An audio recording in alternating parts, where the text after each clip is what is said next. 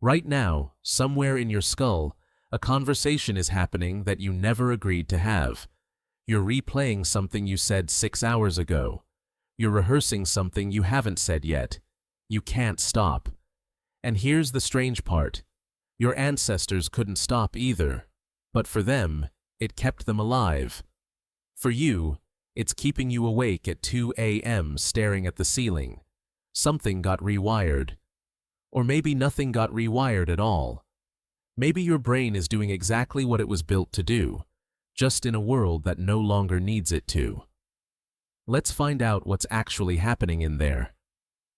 Your brain runs a background process. Scientists call it the default mode network. It's not a place. It's a pattern, a set of regions that light up the moment you stop focusing on a task.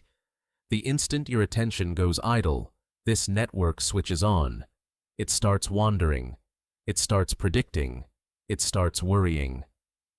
Neuroscientist Marcus Rachel first mapped this network in the early 2000s.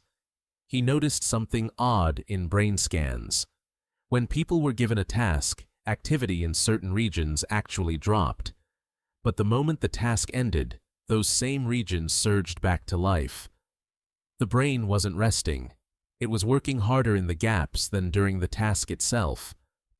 Why would evolution build a brain that works overtime when it has nothing to do?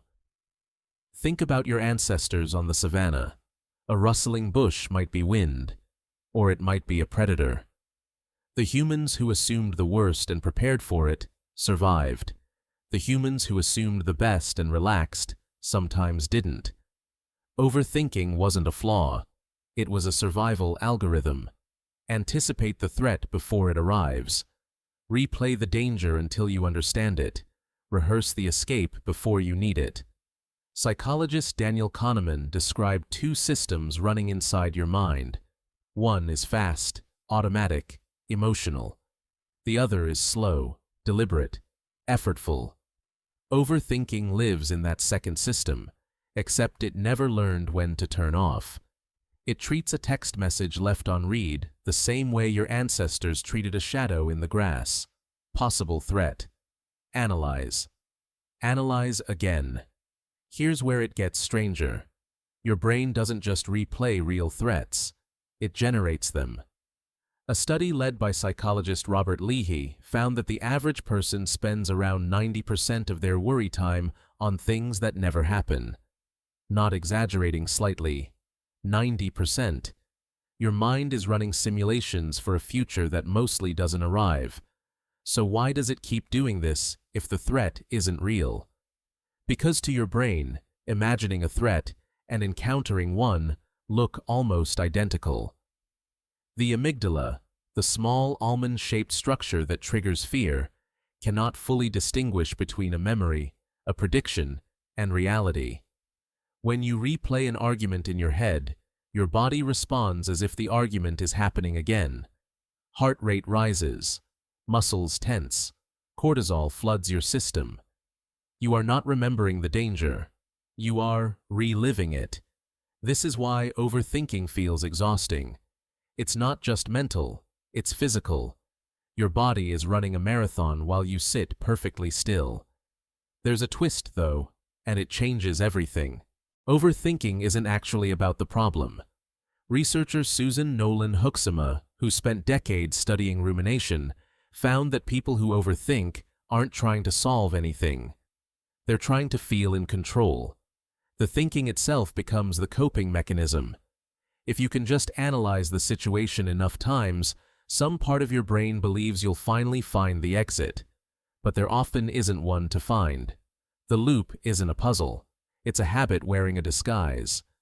And loops, once formed, are difficult to break, because your brain rewards repetition. Every time you revisit a worry, the neural pathway for that worry gets a little stronger. You're not thinking about the problem, you're practicing the problem. Your brain is getting better and better at something you never wanted to master. So what happened between the savannah and now? The threats changed, but the wiring didn't. You no longer need to scan the horizon for predators, so your mind scans your inbox instead. It scans conversations, relationships, decisions, mistakes. Same ancient circuitry, different battlefield. A rustling bush became a delayed reply. A shadow in the grass became a look on someone's face you can't quite read. Modern life gave this ancient alarm system an infinite supply of things to alarm about. There's one more piece to this, and it might be the strangest of all. The very moments when you feel most still, lying in bed, sitting in silence, driving with no music, are the moments your mind is loudest. Silence doesn't calm the default mode network, it activates it. The less your senses have to process, the more room your mind has to spiral. This is why the thoughts hit hardest right before sleep. Your brain finally has nothing left to distract it from itself. Tonight, when you lie down and your mind starts replaying the day, understand what's actually happening. You are not broken. You are not weak. You are running software built for a world with lions in the grass, except now the grass is gone, and the alarm never learned to stop ringing. The conversation in your skull isn't a malfunction, it's an inheritance. And the real answer isn't stranger than you thought. It's older.